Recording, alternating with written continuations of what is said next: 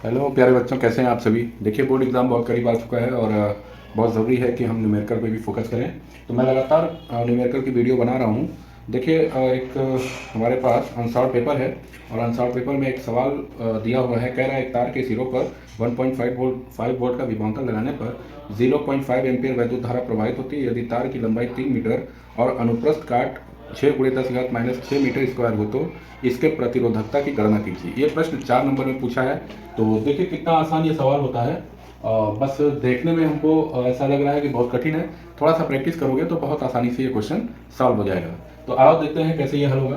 कह रहा है एक तार के सिरों पर 1.5 वोल्ट का विभवांतर लगाने पर 0.5 एम्पियर विद्युत धारा प्रवाहित होती है। तो मान जो दिया हुआ उसको नोट कर लेंगे। कहेंगे कहेंगे दिया है विभवांतर विभवांतर को किससे आप नोट करते हो? कैपिटल बी से, और उसका मान कितना दे रहा है? 1.5 वोल्ट। ठीक है, 1.5 वोल्ट दे रहा है। फिर कह रहा है इसमें जो धारा है, विद्युत धारा, कितनी विद्युत धारा बह रही है? विद्युत धारा आई बराबर ये बह रही है आपका 0.5 एम्पियर, है ना, एम्पियर। और यदि तार की लंबाई 3 मीटर हो, तार की लंबाई इसको स्मॉल एल कह लो, ये कह रहा है 3 मीटर हो और अनुप्रस्थ काट का क्षेत्रफल, तो अनुप्रस्थ काट का क्षेत्रफल जो दे रहा है वो ए दे रहा है। ए इज इक्वल टू कितना दे रहा है? 6 × 10⁻⁻6 मीटर स्क्वायर हो। तो इसकी प्रतिरोधकता की गणना करना है। प्रतिरोधकता हमको फाइंड करना है। क्या करना है?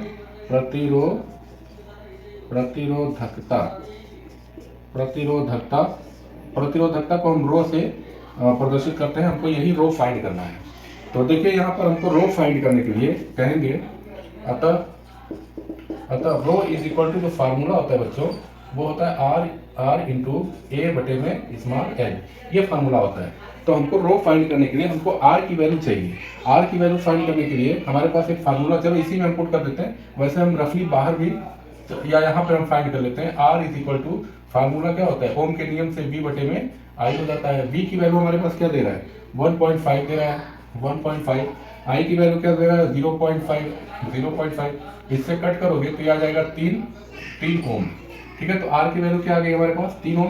तो रो इज इक्वल टू 3, R की जगह पे 3 रखेंगे। ए का मान हमारे पास कितना है? 6 × 10⁻⁻6 बटे में एल की वैल्यू हमारे पास क्या है? 3। ठीक है, इससे ये कैंसिल करोगे और बच जाएगा आपके पास 6 × 10⁻⁻6। और प्रतिरोधकता का जो मात्रक होता है प्यारे बच्चों, देखिए प्रतिरोधकता का मात्रक यहाँ से निकालोगे तो आर का मान यानी प्रतिरोध का मात्रक जो हो जाएगा वो हो जाएगा ओम, और इसका मीटर स्क्वायर, इसका मीटर, तो मीटर से मीटर कैंसिल होगा, सिर्फ बचेगा मीटर आपका। तो ये हो जाएगा आपका ओम मीटर। ठीक है, इसको मीटर कर लो। तो यही आपका प्यारे बच्चों क्या हो जाएगा? उत्तर हो जाएगा।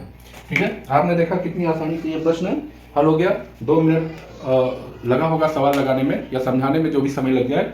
बाकी ये क्वेश्चन बहुत आसान है। ये 4 नंबर में प्रश्न पूछा जाता है प्यारे बच्चों, 4 नंबर में ये प्रश्न पूछा जाता है। तो बहुत आसानी से ये सवाल हल होते हैं। बस थोड़ा सा प्रैक्टिस करने की जरूरत है।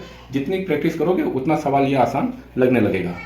चलिए, बहुत बहुत धन्यवाद आपका। ये फार्मूला याद कर लीजिए। 4 नंबर का बिल्कुल आसान सा सवाल आपके सामने आ चुका है। चलिए, धन्यवाद।